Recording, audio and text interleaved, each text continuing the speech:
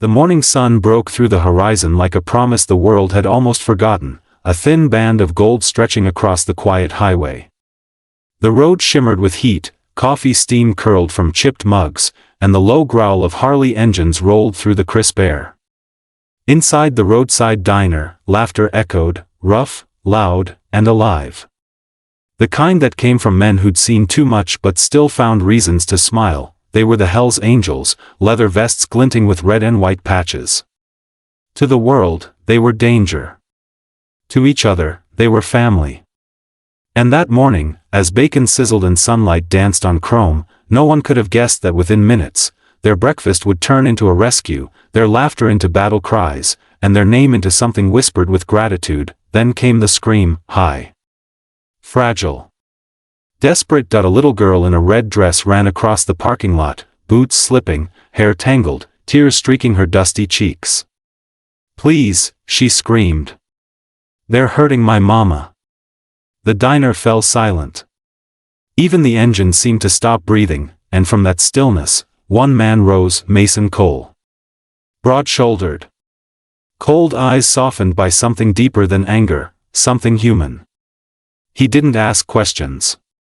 He didn't hesitate. He just whispered, "Tank, Rider, with me." Engines roared to life. Tires screamed. Dust rose. That was the moment kindness put on leather and rode into fire. That was the day the angels of Route 46 proved that even the roughest hands can carry the gentlest hearts. The diner on Route 46 had seen countless mornings, truckers, travelers, and locals chasing warmth in coffee cups. But that day, something sacred stirred beneath the hum of engines and chatter. Mason Cole had been a Hell's Angel for nearly 2 decades. Tattoos lined his arms like a map of mistakes and memories. He'd buried friends, patched brothers, and seen kindness fade in a world that loved to judge first and ask later. But when that little girl appeared, sobbing, terrified, calling for help, something in him shifted. He dropped to one knee, his rough hands steadying her trembling shoulders. "Where's your mama, sweetheart?" he asked softly, his gravelly voice breaking through the wind. She could barely breathe between sobs. "Down there," she whimpered, pointing toward a cluster of rusty trailers by the trees. "They're beating her." Mason's jaw tightened. No hesitation. No debate. "Tank, Rider, mount up." The 3 bikers swung onto their Harleys. Engines ignited like thunder. Dust stormed behind them as they tore down the road, the world blurring into a streak of motion and rage. Back at the diner, the others gathered around the little girl. One of the bikers, a giant named Duke, wrapped her in his leather jacket. She sat by the window, clutching a cup of hot cocoa someone handed her, watching through watery eyes as the red taillights faded down the road. For 5 long minutes, silence ruled the diner. Even the fry cook had stopped moving, spatula frozen in hand. Then, faintly, the sound came, shouting. A woman's scream. And over it all, the thunder of engines and chaos. At the trailer park, Mason didn't bother knocking. The door splintered under his boot. Inside, a man reeking of alcohol had cornered a woman against the wall. His fists were red, knuckles split, and the woman's face was bruised, swollen, eyes filled with terror. Before he could strike again, Mason caught his wrist midair and twisted hard. The man screamed. The bottle he'd been holding shattered against the floor. "Enough," Mason growled, his voice low. "Dangerous." Tank and Rider grabbed the man, slamming him down. No words. No bravado. Just justice. Mason knelt beside the woman. "You okay, ma'am?" She tried to speak, her voice cracking. My little girl, she's safe," Mason said softly. "She's with us." Her eyes filled with tears, relief and disbelief colliding all at once. Then, in the distance, came the faint wail of sirens. Someone had called it in. When the police arrived, Mason and his brothers didn't run. They stood outside, calm, hands raised, the woman clutching her child. The morning sun fell on the scene like forgiveness itself. The officers didn't know what to make of it.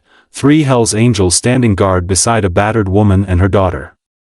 But the story poured out through tears and trembling voices. The drunk man, her ex-boyfriend, freshly out of jail, was taken away in handcuffs. And when the officers asked what happened, Mason simply said, "She asked for help." We answered. Back at the diner, the world seemed to stop when Mason returned, the little girl on his lap, clutching a helmet far too big for her small head.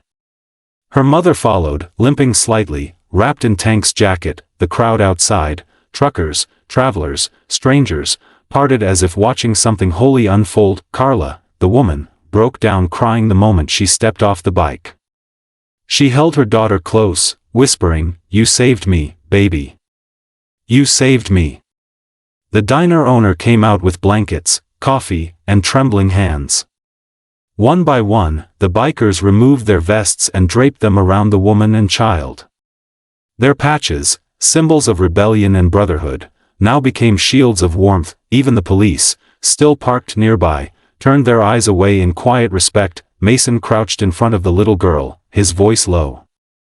"You did good, kid. You were brave. You saved your mama." Hannah sniffled, her small fingers gripping his sleeve. "You came," she whispered. He smiled faintly. "Always." By noon, the story had spread through town. The angels of Route 46, people started calling them.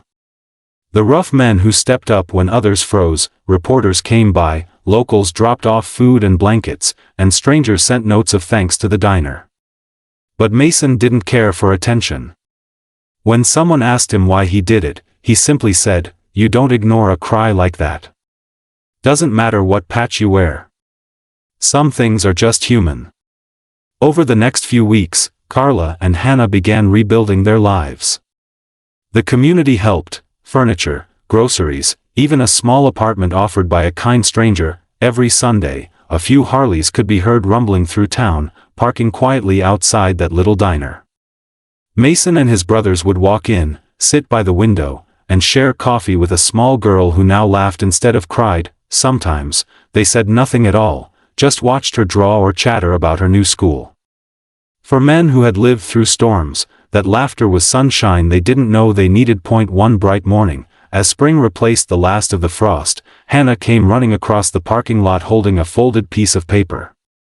"Mason," she called. He turned, his usual steel expression softening instantly. "This is for you," she said, handing him a crayon drawing, a row of motorcycles, a little girl in red, and a man kneeling beside her. Mason stared at it for a long moment. The paper trembled in his hand. Then, slowly, he folded it and tucked it into his vest pocket, right next to his heart. "That's going with me wherever I ride," he said quietly. Hannah grinned, the missing front tooth making her smile even sweeter. "Promise?"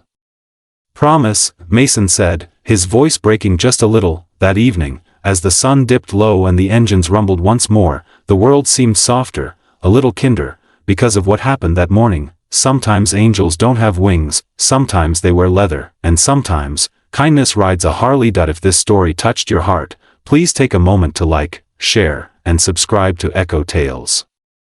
Because sometimes, the people we fear most carry the biggest hearts, and sometimes, one cry for help is all it takes to awaken the angels among us. Broken Heart Motorcycle.